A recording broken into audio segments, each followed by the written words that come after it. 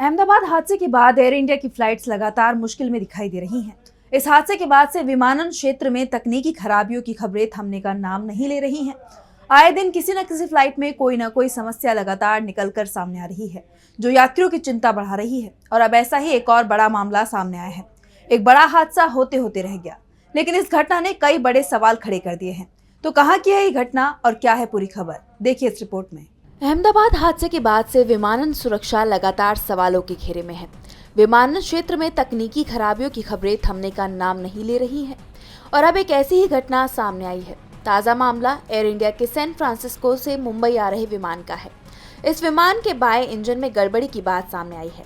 इसके बाद कोलकाता एयरपोर्ट पर इस विमान को उतार लिया गया। दरअसल एयर इंडिया की फ्लाइट AI-180 सैन फ्रांसिस्को से मुंबई आ रही थी। अचानक कुछ दिक्कत महसूस होने पर सोमवार देर रात करीब 12:45 पर इस फ्लाइट को कोलकाता के नेताजी सुभाष चंद्र बोस एयरपोर्ट पर लैंड कराया गया।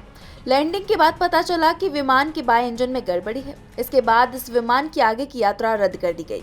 विमान के इंजन में गड़बड़ी के चलते सभी यात्रियों को सुरक्षित उतार लिया गया। एयरक्राफ्ट के कप्तान ने यात्रियों को सूचना देते हुए कहा कि फ्लाइट की सुरक्षा को ध्यान में रखते हुए ये कदम उठाया गया है, जिसके बाद से यात्रियों में दहशत है। बता दें कि ये कोई पहला मामला नहीं है। इससे पहले भी इस तरह की घटनाएं सामने आ चुकी हैं। पिछले कुछ दिनों में उड़ान के दौरान लगातार फ्लाइट में परेशानियों की बात सामने आई है, जिसने यात्रियों और एयरलाइंस के बीच चिंता बढ़ा दी है। हाल ही में एयर इंडिया के विमान को उड़ान भरने के बाद ही हांगकांग वापस जाना पड़ा। बीते दिन लखनऊ एयरपोर्ट पर सऊदी एयरलाइंस के एक विमान में लैंडिंग के दौरान तकनीकी खराबी आ गई। विमान के पहिए से चिंगारी और धुआं निकलने लगा, जिसके बाद मौके पर अफरा तफरी मच गई।